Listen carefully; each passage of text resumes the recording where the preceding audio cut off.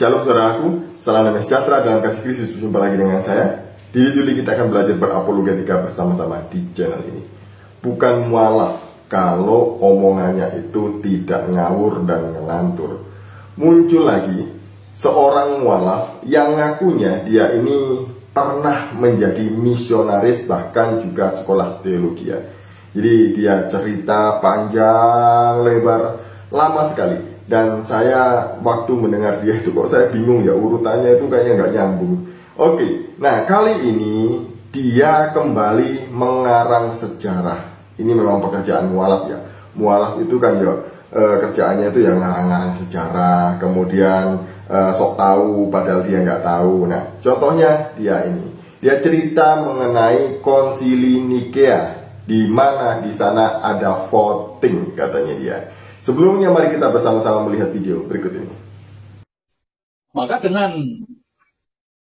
pengetahuan sang kaisar ini ditetapkan ada konsili tingkat dunia.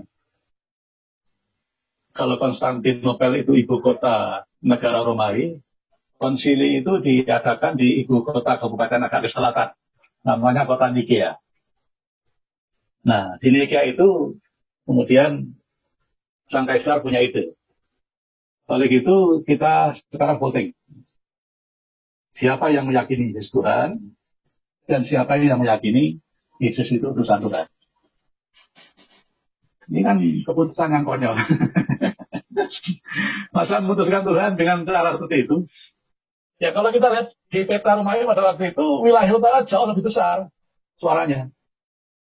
Ya, naudzubillah min dzalik. Akhirnya selesai voting. Suara itu dimenangkan oleh kelompok Imam Athanasius yang menyatakan bahwa Yesus adalah Tuhan. Logika pendeta sekarang, anak sapi, ya sapi.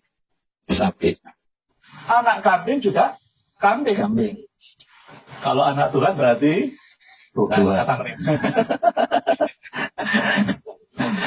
Nah, secara saat itulah diketuk palu hakim, yaitu sang kaisar sendiri, bahwa ajaran Nasrani yang benar, yang meyakini Yesus sebagai Tuhan. Nah, ketuk palu internasional. Nah, jadi pengaruh-pengaruh yang monoteis, jadi pengaruh-pengaruh Arius harus dilenyapkan dari wilayah Romawi. Nah, ketika terjadi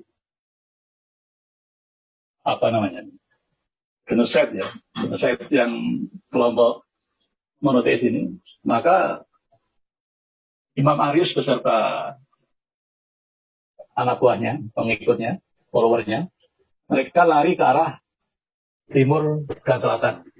Kalau sekarang kita bisa lihat di kawasan Ethiopia. Orang-orang yang sok tahu seperti mualaf ini dan komplotannya itu selalu memutarbalikkan fakta dan ngarang bebas, termasuk mengenai konsili Nikea. Jadi mereka itu selalu menuduh bahwa di konsili Nikea tahun 325 Masehi itu mengangkat Yesus jadi Tuhan. Nah kali ini adalah voting kata dia. Jadi Yesus itu diangkat jadi Tuhan itu karena voting. Jadi menang voting makanya Yesus jadi Tuhan. Benarkah konsili Nikea itu adalah konsesi di mana di dalamnya itu ada voting mengenai ketuhanan Yesus? Jadi ada orang yang mengajukan bahwa Yesus ini harus jadi Tuhan. Voting yuk. Kubu sini setuju, kubu sini tidak setuju. Jadi yang menang itu yang Trinitas katanya, yang monoteis kalah. Ceritanya padahal tidak seperti itu.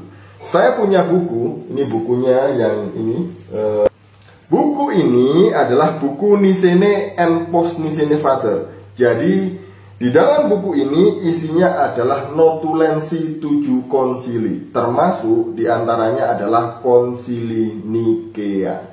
Dan di dalam buku ini tidak pernah disebutkan ada mengenai pengangkatan Yesus jadi Tuhan. Karena memang di dalam konsili Nikea itu adalah agenda besarnya meluruskan ajaran Arius yang menyimpang dari ajaran rasuli atau ajaran para rasul, di mana ajaran Arius ini sangat membahayakan gereja. Karena Arius berpandangan bahwa firman Allah adalah ciptaan dan kemudian Yesus lebih rendah dari Bapa.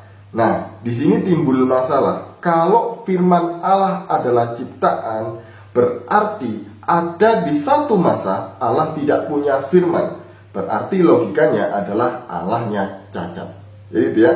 Dan firman Allah menurut ajaran para rasul, menurut firman Tuhan, menurut Alkitab, dia sudah berdiam kekal di dalam diri Allah. Dan firman Allah yang kekal itulah yang keluar dari Sang Bapa dan menjadi manusia, disebut Yesus. Jadi itulah yang terjadi di Konsili Nikea. Tidak ada yang namanya voting. Yang voting itu ya Bapak ini tadi itu.